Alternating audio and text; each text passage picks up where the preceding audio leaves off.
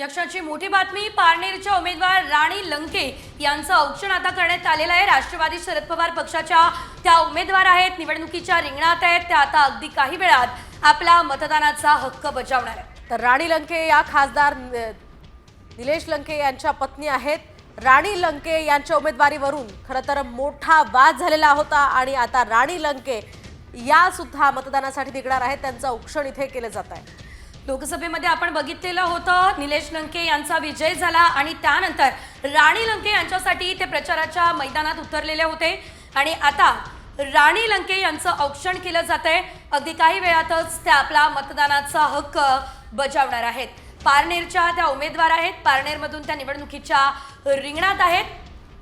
एक सामान्यांमधल्या कार्यकर्त्या अशी राणी लंके यांची देखील ओळख खरं तर पारनेरमध्ये आहे।